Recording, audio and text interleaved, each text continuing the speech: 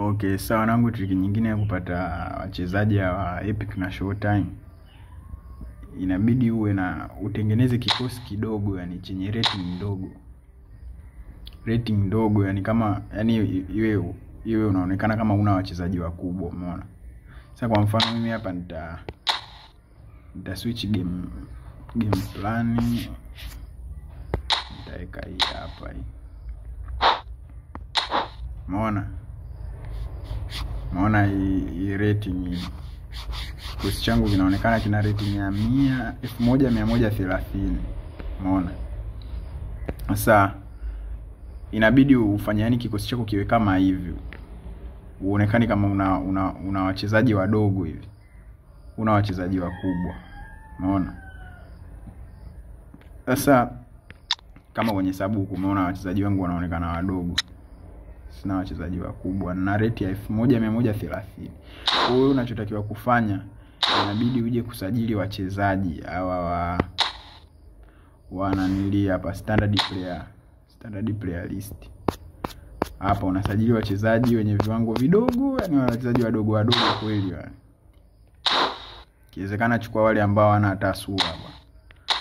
Ili utengeneze kile kikosi kidogo kile. Kikosi kama hiki kidogo.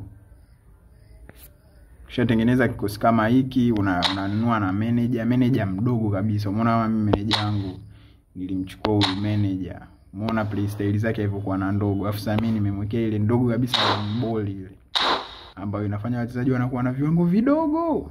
Ndio nilomwekea. Kwa kocha nanyi mnajua sehemu ya kununua kocha. Utakuja hapa.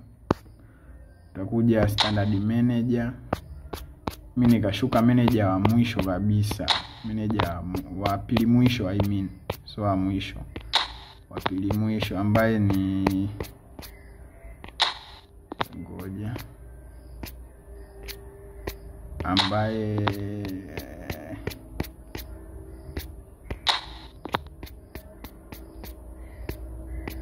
nafikia sasa hivi hapa.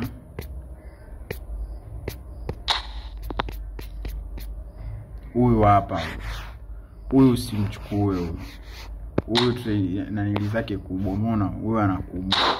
Unamchukua huyu hapa huyu. Ndio ambaye utamchukua. Alafu utatengeneza kikosi kidogo kama vile mimi nilivyokuwa nimetengeneza. Alafu sasa ukisha switch ukiweka hichi kikosi, usispin ukiwa umeweka kikosi kikubwa. Spin ukiwa umeweka kikosi kidogo kama hiki. Alafu ndio unakuja hapa kwenye contract utaspin. Sasa mimi coin zangu hizi bwana zipo kidogo, siwezi nikaspin. Kwa ndo kama hivyo bwana.